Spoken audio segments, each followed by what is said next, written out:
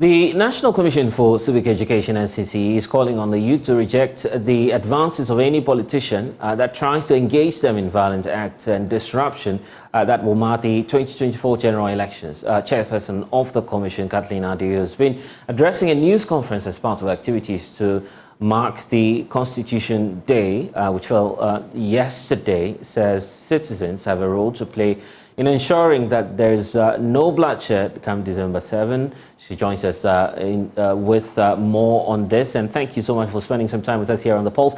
Happy New Year as well. But let's start off with the message you have for the youth of this country. A number of issues you raised at the press conference, but the core of this is we need peace before, during, and after the 2024 elections. Do you feel your message, first of all, has gone down well with the youth of this country? Well, thank you very much for this opportunity. Well, it is our hope that the message has gone down well, because it's not for nothing that we set up the press conference, and everything that we said there was well thought through, was based on information that has been gathered, was based on experience that we've had as a country over the years.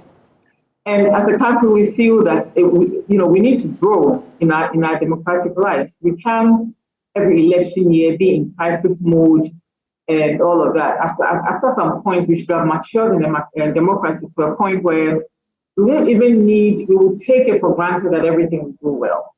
On the issue of violence, of course, it is not worth any Ghanaian citizens, even one drop of blood, to elect somebody into office.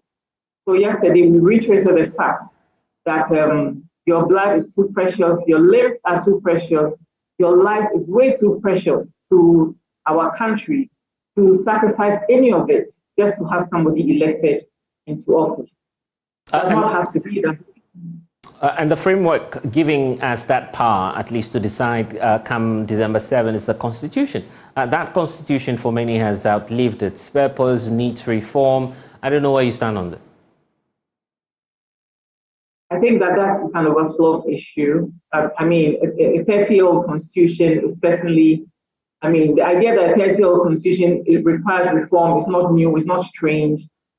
I feel like we've talked enough about it and we should go on with it. So there's enough information gathered all the way from 2010 up until today. Last year, there were several events, there were several engagements around this. We ourselves did several engagements around getting this thing started. So for me, whether we should have a constitutional reform or not is not even the key reason why we had that press conference yesterday. We want people to understand that in order for the democracy to grow, we all have a role to play in it.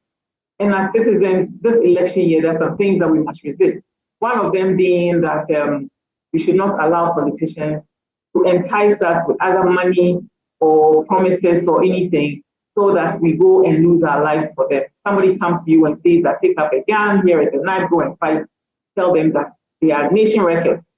The other thing we spoke about was the issue of too much money in politics. The vote buying situation has gotten out of hand, near epidemic proportions now. It's brazen, political parties are brazenly handing money over to citizens, but more important, citizens are brazenly demanding money for their votes. Certainly, as a citizen of Ghana, your vote is much more precious than any amount of money that any politician. If you collect money, somehow you should know that that's your road that you've collected into your pocket. That is your hospital that you've taken into your pocket. Because there's no free money anywhere in this world, So I feel like it is important that we talk about this money in politics. It is a cancer. It is undermining and destroying our democracy, and the demand side is as equally guilty as the supply side, and we must all take some responsibility for it. We must change the narrative, change the way we do the politics, have a better understanding of the democracy. The money in politics will not help. The third thing we talked about was use of fake news, media platforms allowing all kinds of things to go on the platforms, politicians who use hate speech. All of these things, we have to be conscious of it. At all times as a nation, we must be conscious of these things, especially in an election year. It's so important that we remain extremely vigilant and extremely conscious so that these things don't come to mar the elections. Because this year of all years, we are more vulnerable than most years. as a result of the external threats we face because of everything that has happened in the sub-region. If we show weakness, we will be taken advantage of, And this thing where people with money can just take over, come and claim all kinds of things, we have to be careful the way we treat money in our society, because otherwise we will sell ourselves without even realizing. And on monetization of politics, is it always about the demand? How about laws to check that? The political parties have not, had it easy complying with the auditing requirements by law. The EC either has also deferred or defected on the implementation of the law. There seems to be a big gap here. How do we feel that? Well, first of all, I think that if we take our time and look at the regulations, well, you will realize that even giving out meat, I think it says something about meat and food or something, you go against the law. Receiving it also goes against the law. So once we start having discussion, we must talk about the enforcement of existing law, and then also refining it and setting up the regulations in such a way that it will become prohibitive for people to actually dole out money and equally unattractive for people to receive money. So the laws must work. Those in charge of regulations must see to it that they are doing their job. Those in charge of enforcement must do their job. We are in charge of public education, and it is our job to ensure that people have awareness about these things. Yeah, and speak of that. Of course, the NCCE has been identified as a crucial stakeholder in these elections, because you then do, as you're indicating, the education. Do you have a lineup of activities that are targeted primarily at these concerns that you're raising? Oh, certainly. We have a very, very, very packed program for the year, and yesterday's event was just the first of the programs. We have programs at the regional level, district level. We have community-based programs. We have youth-focused programs. We have our inter-party dialogue committees activated. We are really ready to go, and we've hit the ground running. And I'm sure that you will see the work that we will commence. But for us, that work even started last year. The last quarter of last year, we were already talking about, preparation for elections. That was towards the local elections that happened in December last year. So we already started the work.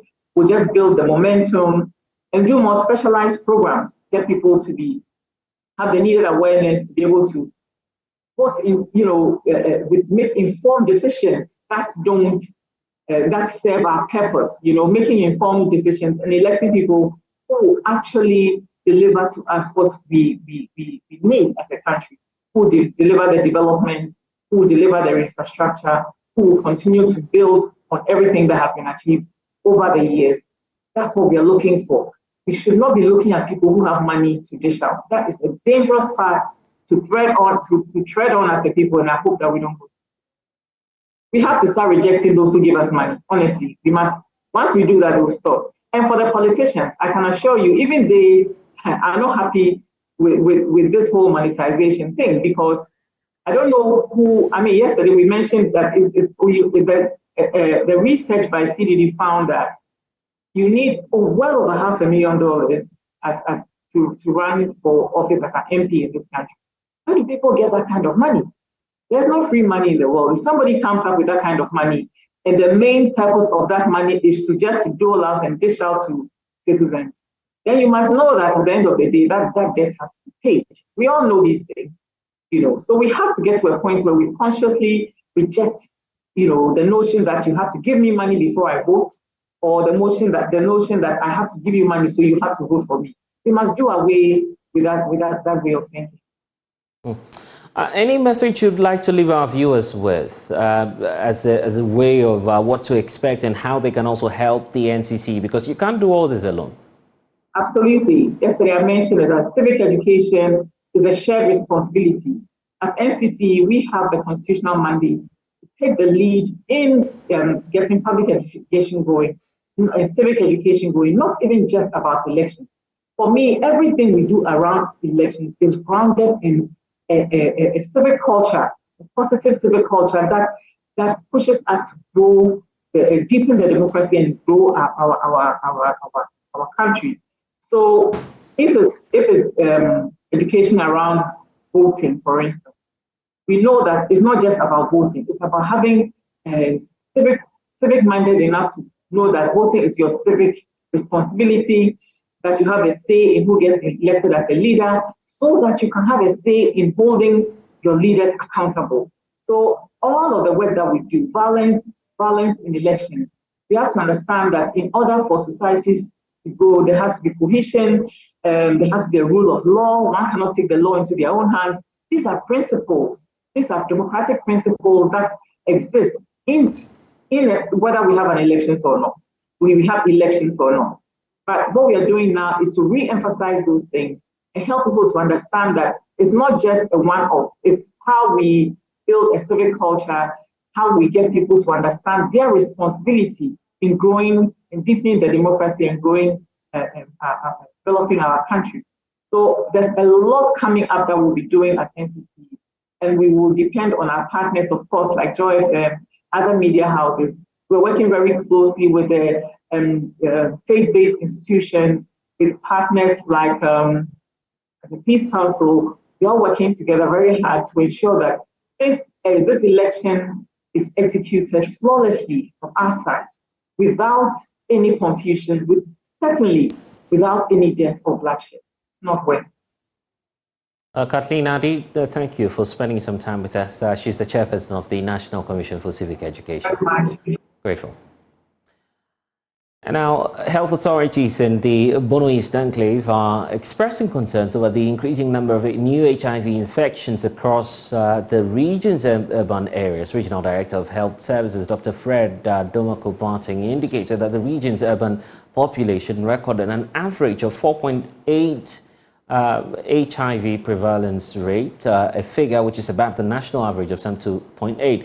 He, however, urged the general public to adhere to the various preventive measures as well as to know their status as the region works towards reducing its HIV prevalence rate. Anna Savit has more. Human immunodeficiency virus is a serious public health problem and a major cause of death in many parts of Africa, including Ghana, which has one of the highest rates of HIV in the West African sub-region. The Ghana AIDS Commission recently disclosed that out of a total of 16,574 new HIV infections recorded in the year 2022, females accounted for 2/3 of the total figure, and the Brong Ahafo Enclave continued to be one of the regions with highest rate of HIV prevalence. Health authorities in the region are, however, concerned about the rise in the number of new infections in the region's urban areas, which is doing an average of more than 4.5 compared to the national average of 2.8. Dr. Fred Domaku-Boateng is the Regional Director of Health Services. When we talk about HIV, I know we know the figures going around, latest figures released by the Commission. So, for example, we can talk about the rural-urban divide, which is very important. So, if you look across the country and you look at the mean or the prevalence of people with HIV, in terms of the rural population, we are doing very well. However, when it comes to the urban, it's not the same. So, if you are looking at an average of urban across the country of 2.6, 2.8, Bono East, we are first and third, and this first and third is not something that we have to address. So you have Nkranza hovering around 5, and then more than 5, and you have Techiman hovering more than 4.8. The situation, according to Dr. Fred Domaku-Boateng, is being fueled by the commercial nature of Techiman and Nkranza, which are both located at the heart of the country. These are being our challenges from, and we know the reason. You have a lot of trunk routes coming to Techiman. You have almost everybody passing, our brothers almost across coming to Techiman. It's very powerful commercial area where you have all activities going on. Dr. Fred Domaku-Boateng is, however, urging the general public to work towards knowing their statuses as well as adhere to the use of condom as the region works towards addressing its HIV/AIDS prevalence rate. The moment you get into that state and you are testing, then you start using this cliche that a test doesn't know any dirty water. Please, when it comes to HIV/AIDS, there are some dirty waters that you don't have to venture.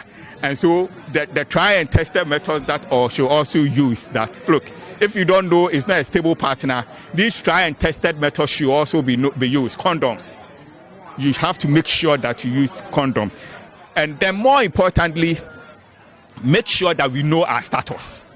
That is what we are going to look at going 2024.